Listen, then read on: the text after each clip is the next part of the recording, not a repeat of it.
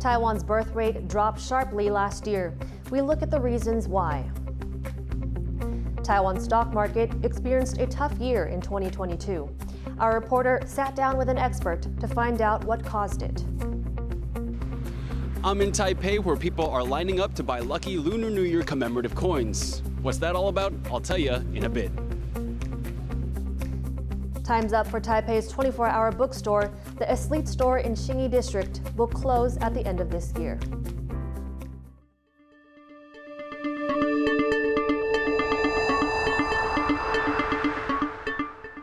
A warm welcome to TaiwanPlus News. I'm Erika Liu. Taiwan's birth rate hit a new low in 2022. Only 126,000 babies were born between January and November last year, and the numbers point to a nearly 9% decline from 2021. Taiwan's falling birth rate is already considered a national security crisis. Fewer children being born means the workforce will start to drop off before the end of the decade. It also poses a long-term problem for the military, with a smaller pool to recruit from.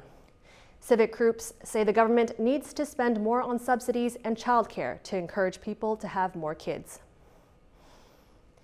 To find out the reasons behind Taiwan's falling birth rate, reporter Erika Liu spoke with Alice Cheng, a research fellow with Academia Sinica.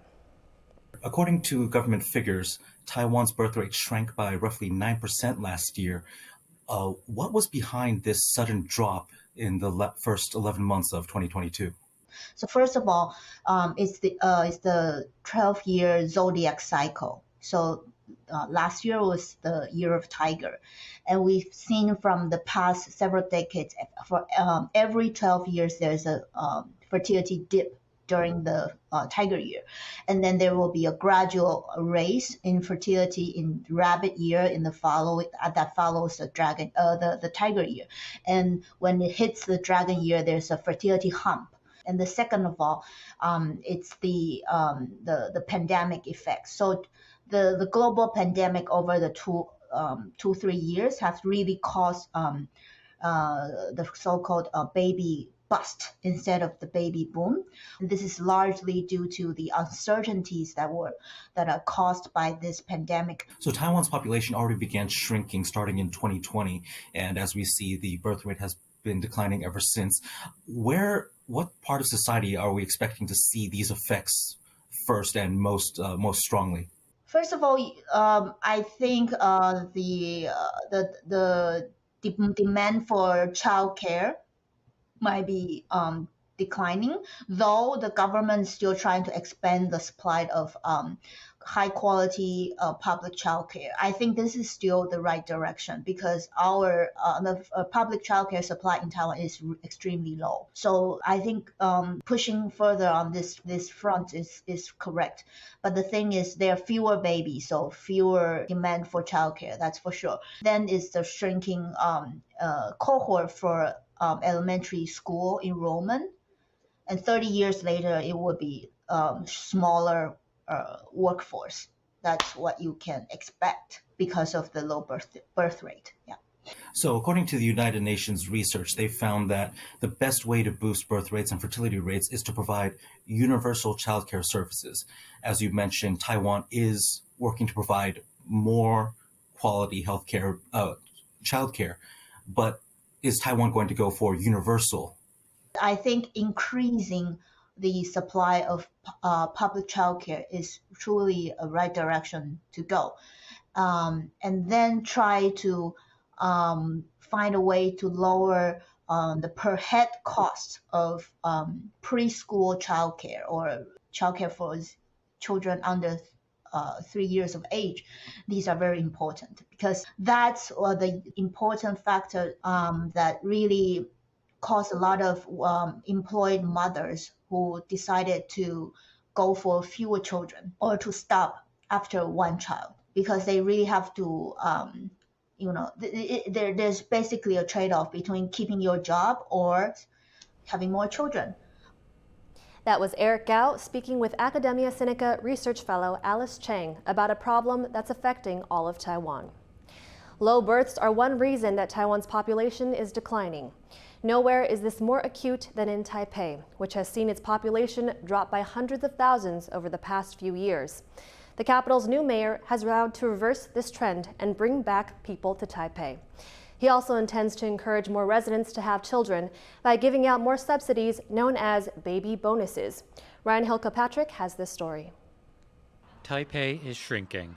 5 years ago, close to 2.7 million people called the national capital their home. But today, that number has dropped to below 2.5 million. Taipei's newly elected mayor, Jiang Wan'an, has vowed to reverse this trend. That's why he's offering to increase Taiwan's so-called baby bonuses, financial incentives for those who have children. The amount he plans to provide to new parents in the capital will be the highest in the nation. 所以讲加倍送，就第一胎4万，第二胎4万5，第三胎5万。 But reaction to the announcement has been mixed. Out on the streets of Taipei, people said this alone wouldn't be enough to make them want to have children. 不会耶，毕竟一开始只有4万嘛，但是后续的花费还是一笔蛮大的。不会。为什么不会？重点是后面养育啊，不是一开始的那个津贴这样子。 Rights activists say that the solution needs to address more systematic aspects involved in raising children and go much further than just throwing cash at the issue. 第一个，你要必须在制度上就是支持男性要参与照顾，再来公共托育的比例是要必须在短期内快速的拉上来，再来就是友善职场的改革，政府能够推动所谓的弹性请假的制度。Taiwan is currently facing a population crisis. From January to November of 2022, only around 126,000 babies were born in the country. But Taipei's population problems are about more than just a decreasing birth rate. It's also to do with how much it costs to live there. Other cities like Taichung, which has lower property prices and cost of living, have seen populations increase in recent years. With this in mind, it may take more than just a handful of monetary incentives to convince the people of Taipei to have more children, or for those outside the northern capital to relocate there. Ryan Kilpatrick for TaiwanPlus. Taiwan's government is set to hand out cash to the general public after the Lunar New Year. Taiwan collected close to $15 billion in excess tax revenue for 2022. Now, Premier Su Jin-chang says that nearly a third of that amount will be given back to the people. It comes just days after President Tsai Ing-wen said the government would not be distributing cash handouts. TaiwanPlus reached out to the government to confirm whether foreign residents would also be eligible for the money. A cabinet spokesperson said the details of the plan were still being decided. Those who are eligible will receive around $200 each after the Lunar New Year holiday. More money will also be made available for disadvantaged people. 希望地方政府赶快作业，最快能够在农历过年前，让低收入户每人750块，中低收入户每人500块的家花能够每个月入账。 Taiwan's stock market closed down around 0.2% on Wednesday. The weighted index on the Taiwan Stock Exchange dropped 24.99 points on low turnover. It's been a quiet start to the year for Taiwanese stocks after a tough 2022. Last year saw the local index dive 22%, the worst performance in 13 years. To find out more about what lies ahead for Taiwan's stock market, our reporter Irene Wu spoke to Chen Xinghui from the Zhonghua Institution for Economic Research, or CIER. 2022 was a tough year for Taiwan's stock market. The TAIEX fell 22%, the worst single-year performance in 13 years. Can you tell us why? I would say that 2022 is the revision year for Taiwan's stock market and the manufacturing sectors, especially for the semiconductor supply chain in the consumer electronic industry. I use the word revision because that we are too optimistic about the economy and underestimate the negative impact of supply chain disruption, global inflation, and the rising interest rate. As we all know that the COVID-19 pandemic impacted the global economic activities since 2020s, and the Taiwan supply chain is the only one supply chain in the world that did not experience the supply chain disruption in the past 3 years. Thus, most of the global manufacturing orders come to Taiwan, and some of the orders are double booking, even triple booking. Also, we found that the global lockdown resulted in the dramatic increase in demand of the consumer electronics. such as iPhone, iPad, and notebook. They are performed very well orders and production during the past 2 years. However, this current demand of consumer electronics is fresh in the pan. Well, the negative factors that went on Taiwan's stock market last year continue to affect it in 2023. I think that the Taiwan stock market will still experience a high variation because we are still experiencing a high inflation rate. However, I believe that the revision of the stock market in 2022 for some stocks will outperform the market. What kind of the stock? Well, some stock with high cash and the inventory turnover rate can outperform the market. Also, I think that we can keep watching the white paper moment effect because this forced China to relieve their zero tolerance policy.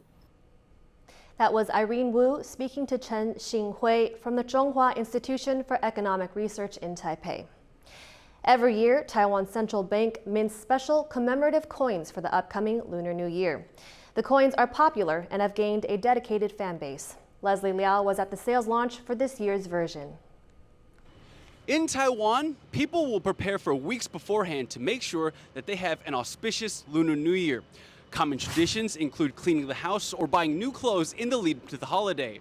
But another important part of Lunar New Year is money. You give it, you get it, and you wish for it. One way people wish for more moolah in the new year is by purchasing these lucky commemorative coins issued by Taiwan's central bank and sold by the Bank of Taiwan. This year is the year of the rabbit, so that's right, we're talking about bunny money. Taiwan's central bank started minting their annual commemorative zodiac coins 30 years ago. While the central bank issues the coins, it's the Bank of Taiwan that sells them. These shiny treasures are popular, and over the years, they've garnered a loyal following. 买了第二轮了，20几年了，退休到现在每一年都来，收集起来就看得很漂亮，很高兴这样子。给孙子啊、儿子啊这样的，好像传家之宝一样啊。我已经差不多收集了15年，每年都会来买，还蛮漂亮的。就是觉得如果收集12生肖，这样会比较有纪念这样。It used to be the case that you had to line up for a while to get your hands on them.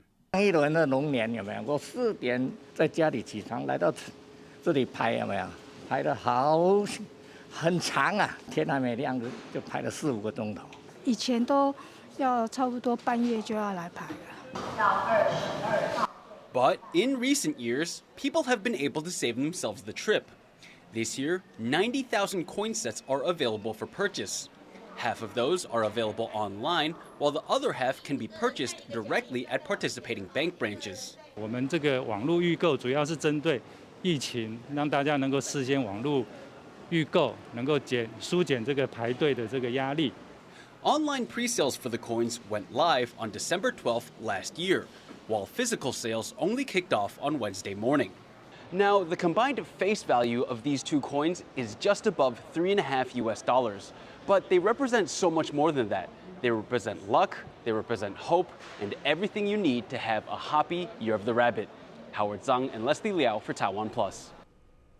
Taipei's only 24-hour bookstore will close at the end of the year after its owners were unable to get the lease extended. Stash Butler brings us this report from downtown Taipei. It may be open every hour of every day, but time is running out for the elite bookstore in Taipei's Xinyi district. It's the only store in the country that's open around the clock. The owners, Elite Spectrum Corporation, say they were unable to strike a deal with the landlord to extend the venue's lease. That means the store will close its doors in just under 12 months. It's devastating news for Taipei's late-night bookworms. 我觉得蛮伤心的，因为其实我很常在这里逛，我喜欢实体的书店，这样看书比较有那个气氛。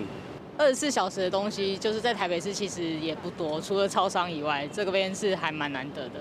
有点可惜，有点可惜，对。为什么觉得可惜？因为它其实是一个质感不错，有书店在里面，有点可惜。希望他可以赶快再找一个新的店面开。The bookstore here in Xinyi actually only began operating 24 hours a day in 2020 when Elite's old flagship store closed. Now, if you believe the rumors, it'll be the Songyan store, about half a kilometer away in that direction, that'll be the next to take up the 24-hour mantle. Elite says it will keep opening new stores, including ones in New Taipei and Taichung. But for book lovers and insomniacs in this Taipei neighborhood, it's farewell to a rather unique shopping experience. Andy Xue and Stash Butler in Taipei for TaiwanPlus. Beijing has slammed COVID-19 related travel restrictions that more than a dozen countries have placed on travelers from China. It says the new rules are politically motivated. But other nations say there are fears China is vastly underreporting case numbers and deaths. Louise Watt reports. More patients arriving at this hospital in Shanghai on Tuesday as China deals with a surge in COVID-19 cases. This has caused international concern, with numerous other countries believing that China's publicly shared information is not showing the full picture.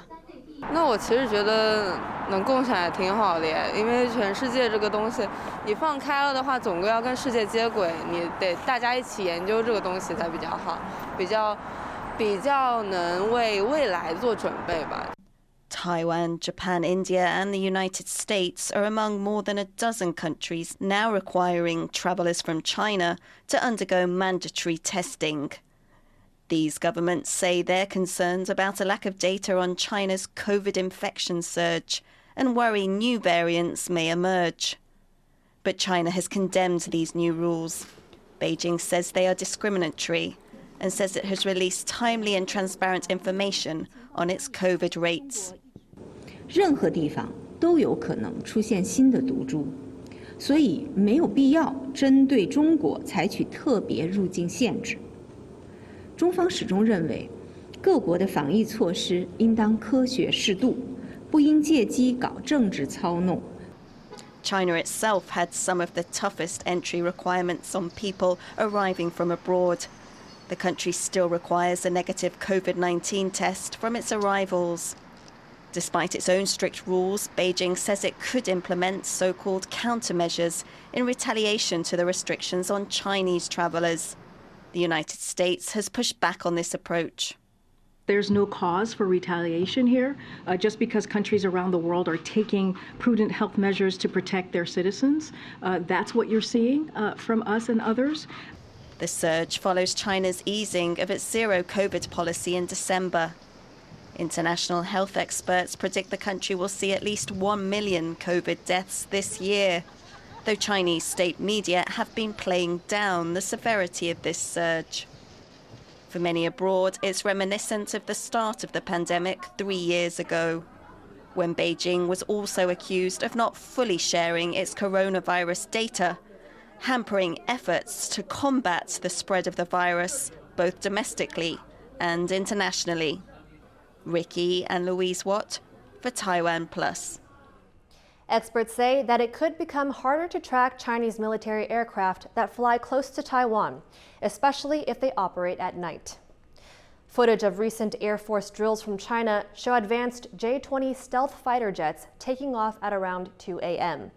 Experts in Taiwan say that nighttime operations like these are harder for the country's military to track as there is limited visibility.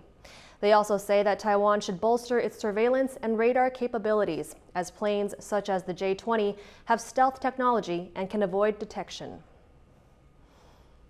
South Korea's president has warned of ending a deal aimed at reducing tensions with North Korea if his country's airspace is again violated by the North.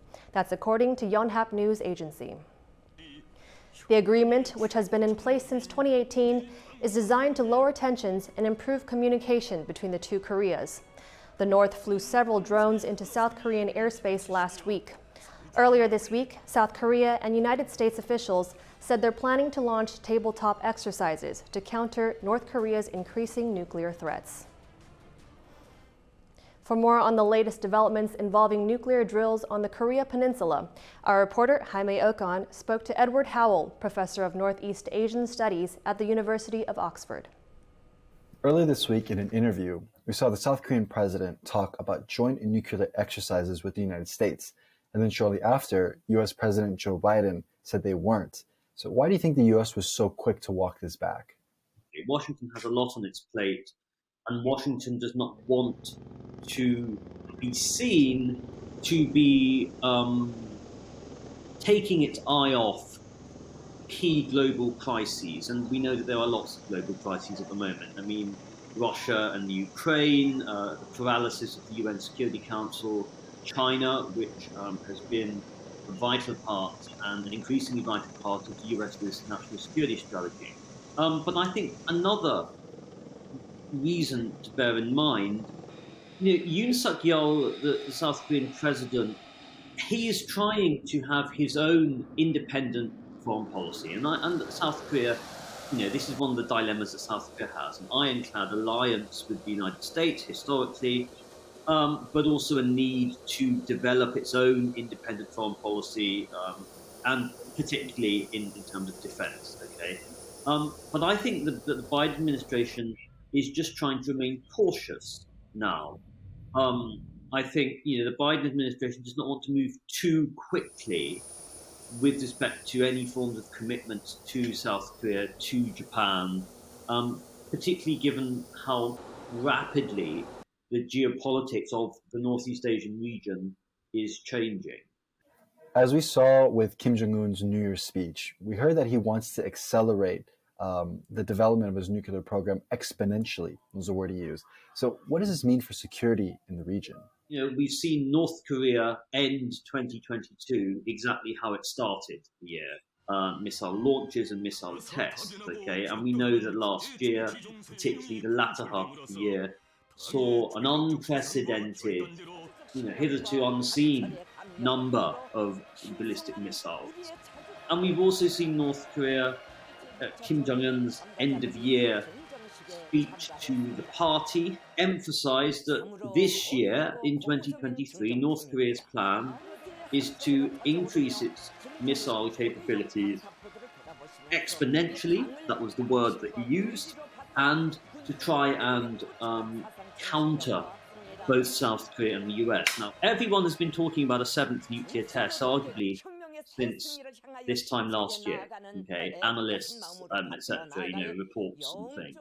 My concern is that given the state of international order at the moment, and what do I mean by that? I mean continued global focus on Ukraine, paralysis of the United Nations Security Council. If North Korea were to conduct a seventh nuclear test, it would not only highlight North Korea's determination, increasing sophistication of missile and nuclear capabilities, but arguably this was expected. Crucially, it would highlight that the UN Security Council is completely impotent. I think a weakened UN Security Council is a big global concern. That was Jaime Ocon speaking with Edward Howell, professor of Northeast Asian Studies at the University of Oxford. Returning to Taiwan, a labor union at the country's biggest airport says it has reached a deal to avoid a strike during the busy Lunar New Year period. Ground crew working for the Taoyuan International Airport service company had considered walking out because of pay disputes. The firm employs 2,400 people and handles about 70% of ground crew at the airport. Talks between the company and the workers' union broke down last week, but on Wednesday, the union said it had reached an agreement with the company. For the last 3 days, Taoyuan Airport has been grappling with a separate strike by staff working for EVA Air, Taiwan's second biggest airline. That dispute has not been resolved. Now we turn to something many of us enjoy, a good cup of coffee. A latte artist in southern Taiwan has taken the internet by storm by reproducing one of China's most famous works of art on a cup of coffee. Our reporter Sandy Chi has the story. Slowly and gently, one stroke at a time. And 20 minutes later, an image appears. This is the Along the River During the Qingming Festival, a famous Chinese painting from the 12th century. Described as China's Mona Lisa, the painting shows a bustling scene of daily life from the capital of the Song dynasty.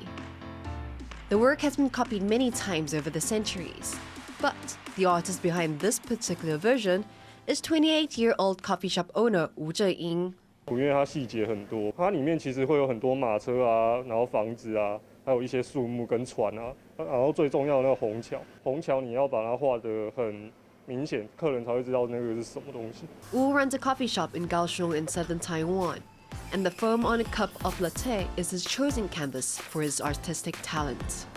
For 6 years, he's honed his skills by practicing on 2 cups a day without allowing himself any mistakes. As a result, he can now draw characters from popular anime series like Demon Slayer and Spy Family in a short time. 像这个红色就是我都是用小红莓酱，这的话可能有时候就是芒果酱。Drawing on foam presents a different challenge to painting on canvas.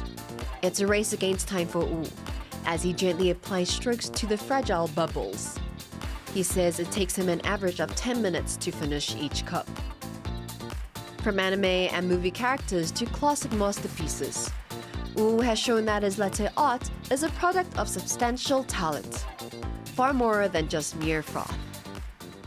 Aznaya Zhou and Sandy Chi for TaiwanPlus. Thank you for watching TaiwanPlus News. Remember to download the TaiwanPlus app for more stories from Taiwan and around the world. Finally today, we leave you with images of young circus artists from Ukraine performing in Hungary's capital, Budapest. I'm Erika Liu. Take care and see you next time.